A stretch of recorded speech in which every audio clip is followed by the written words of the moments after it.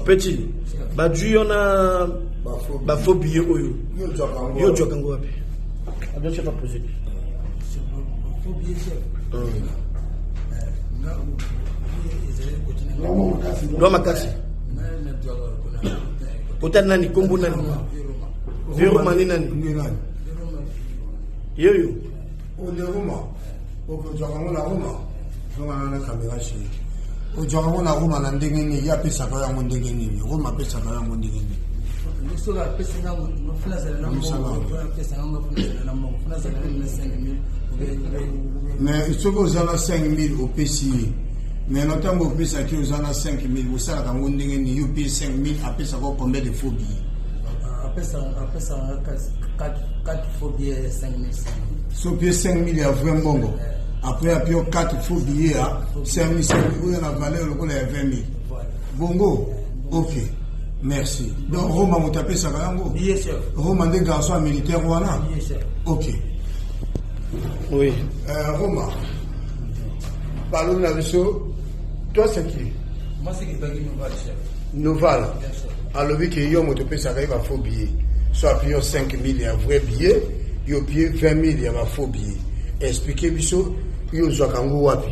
Vous allez tout court. Là, il y a un petit peu de bengay. Comme là, il y a un petit peu. Là, il y a un benganga. Là, c'est un petit peu. Ce qui a bengi yo, après, yo maintenant, au bengi pichu. Ce qui nous va la bengi yo, yo bengi pichu. Pichu comme nani? Comme les jours.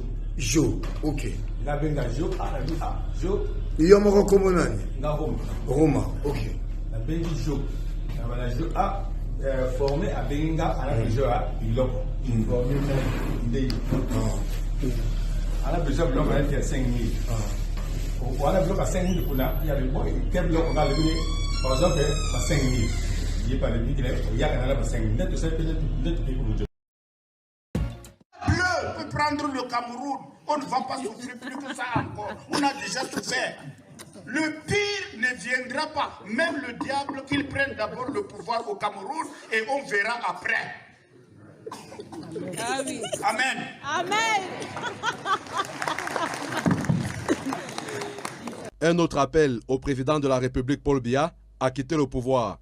C'est l'archevêque métropolitain de Douala, Monseigneur Samuel Cléda, qui s'inscrit en faux contre les multiples appels à la candidature de Paul Biya en 2025. Nous sommes des êtres humains. À un moment donné, nous quittons ce monde. Nous ne pouvons pas faire des miracles. Et voilà pourquoi je parle de la transition, n'est-ce pas? Que tout se passe bien et que maintenant, il y a des élections, mais qu'on se prépare, qu'on n'attende pas là, qu'on soit surpris par quelque chose. Répondant à une question de nos confrères de Radio France Internationale, l'homme de Dieu a déclaré que la candidature du président Paul Biya est irréaliste et constituerait plus un risque qu'une assurance. Les choses. Il sera suivi par l'archevêque de Yaoundé, Monseigneur Jean Barga. C'est déjà l'année jubilaire, c'est bientôt l'année électorale.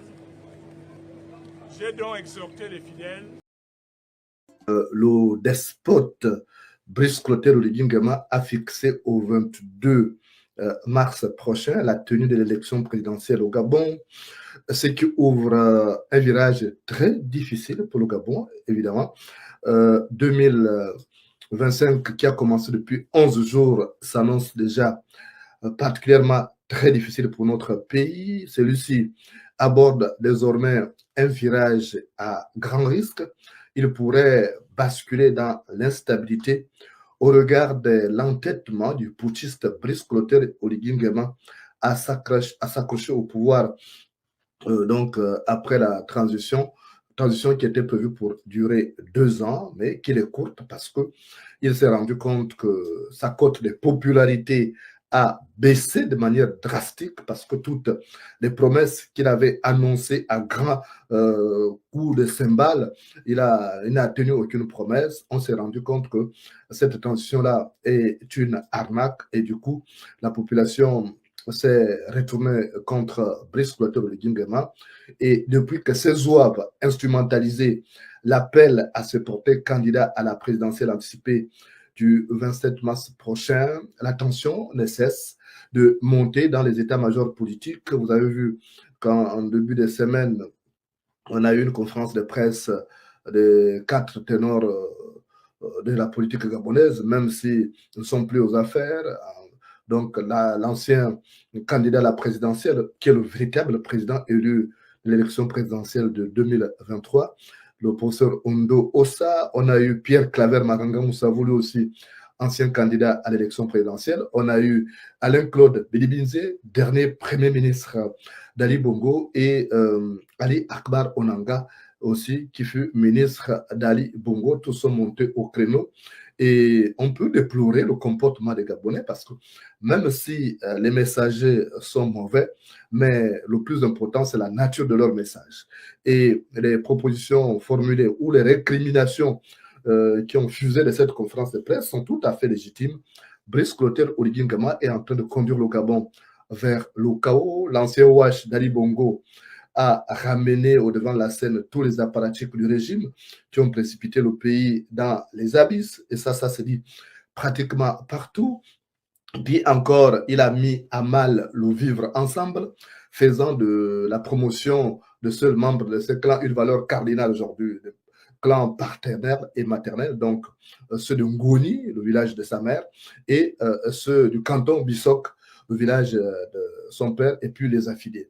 Cela n'est pas de nature à faciliter la réconciliation nationale souhaitée par les Gabonais. Nonobstant, ces discours démagogiques et au regard de ces décorums, il est patent que le Gabon connaîtra une année difficile, marquée par un conflit entre le peuple gabonais et ces putschistes qui veulent s'accrocher au pouvoir alors qu'il n'a ni les qualités ni l'étoffe d'un chef de l'État. Après une transition et des folies dispendieuses, l'euphorie a laissé place à la dure réalité. Le Gabon, notre pays, est devenu un des pays où la promotion dans la sphère décisionnelle de l'État reste tributaire à l'appartenance à la mafia kleptomane dont Brice Clotaire Oligui Nguema est le chef.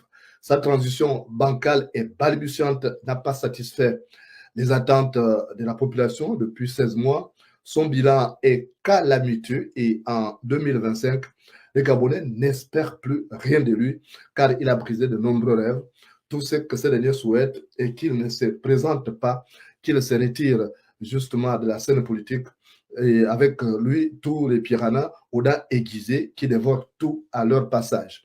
Le chômage des jeunes a atteint le pic de plus de 60% parce qu'aujourd'hui, le pays est toujours privé des routes, d'écoles et des hôpitaux.